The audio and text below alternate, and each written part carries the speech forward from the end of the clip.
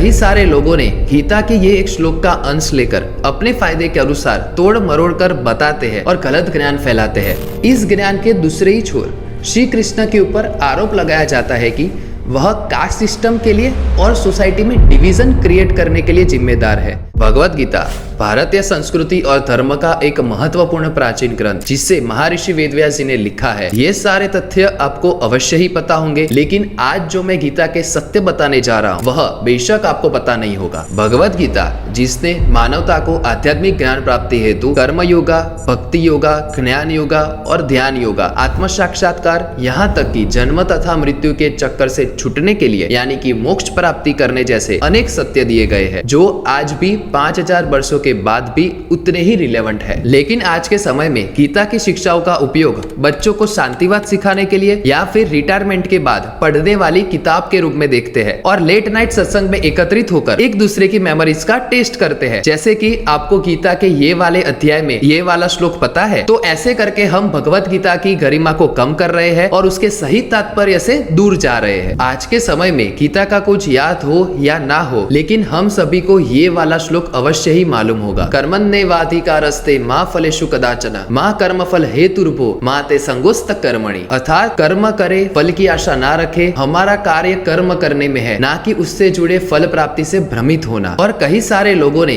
गीता के ये एक श्लोक का अंश लेकर अपने फायदे के अनुसार तोड़ मरोड़ कर बताते हैं और गलत ज्ञान फैलाते हैं। वो कहते हैं इनमें ऐसे राज छिपे हैं जो हमें जरूर आगे बढ़ाएंगे। अगर आप इसे समझ लोगे तो आपको गीता में से और कुछ समझने की जरूरत ही नहीं है, सफलता आपके पीछे पड़ेगी। लेकिन ये एक छोटा सा अंश है जो भगवान श्री कृष्ण अर्जुन को समझा रहे थे। लेकिन गीता में कृष्ण ने अर्जुन को एक बार नहीं 12 बार वर्णन किया है कि हे अर्जुन तुम तप करो, जो गीता के विभिन्न श्लोक में भी है। तो कृष्ण का तप से क्या तात्पर्य है, क्यों उन्होंने तप को इतना भारपूर्वक कहा है? गीता के संदर्भ में तप का शाब्दिक अर्थ तपस्या है, जो गीता में वर्णित आध्यात्मिक और योग विषयों में से एक है। तपस्या में व्यक्ति द्वारा शरीर, मन, आत्मा को जानने के लिए किए जाने वाले आत्मानुशासन और आत्मनियंत्रण, जिसमें उपवास, ध्यान, नियम, पवित्र ग्रंथों का अध्ययन, ब्रह्मचर्य जैसे कार्य शामिल है, जिससे कि तपस्या के उद्देश्य से आंतरिक शक्ति, मानसिक स्पष्टता और आध्यात्मिक विकास करना है। ध्यान के माध्यम से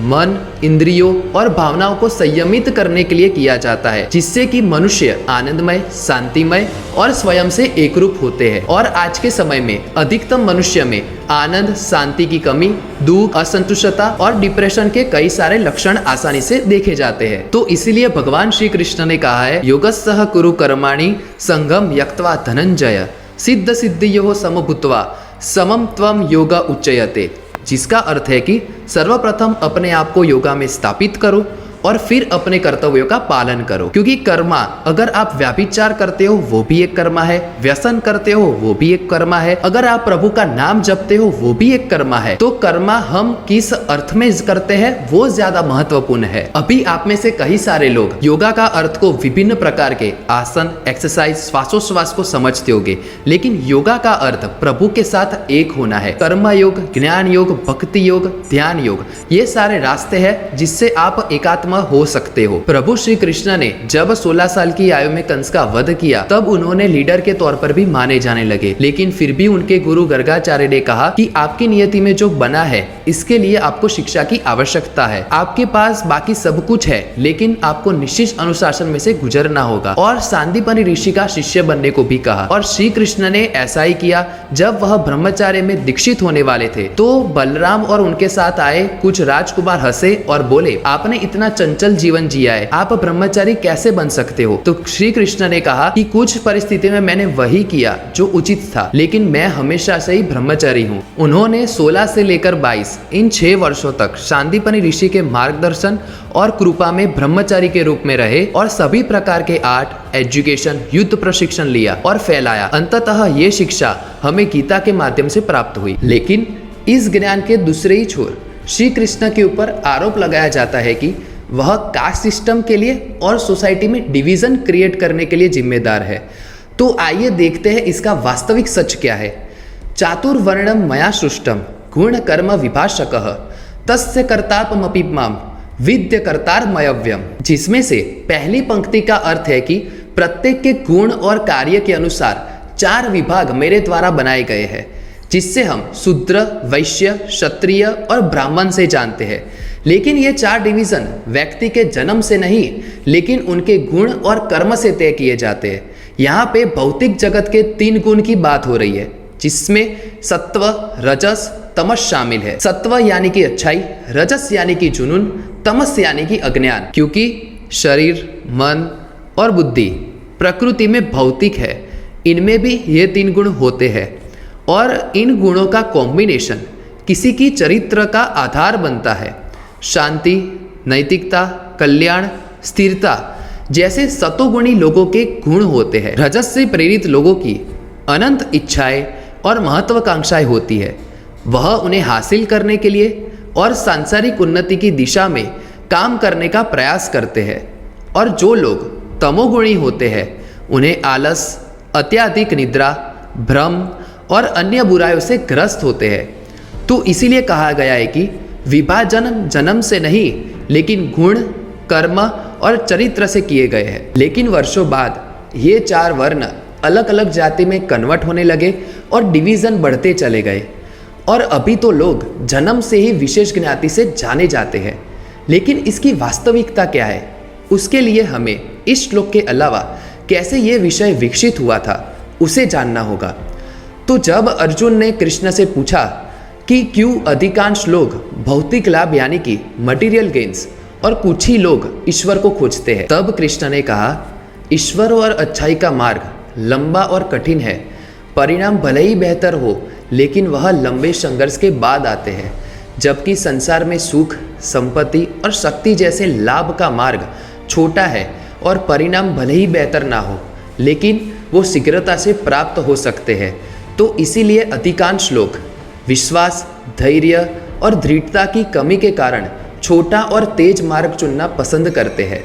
तो इसी संवाद के बाद अर्जुन ने पूछा, तो फिर जो लोग दूरदर्शी नहीं है उनके लिए क्या रास्ता है?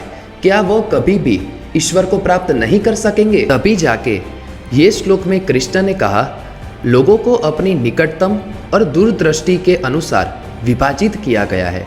वे उनके आधार पर अलग अलग चीज़ें खोजते हैं। वह जो चाहते हैं उनके आधार पर अलग अलग प्रोफेशन अपनाते हैं।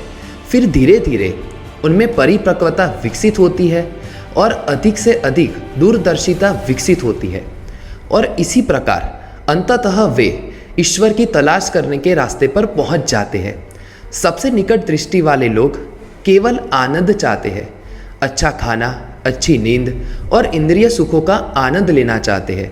वे अपनी संतुष्टि को थोड़े समय के लिए भी टालना नहीं चाहते। कुछ लोग उनसे अधिक दूरदर्शी होते हैं।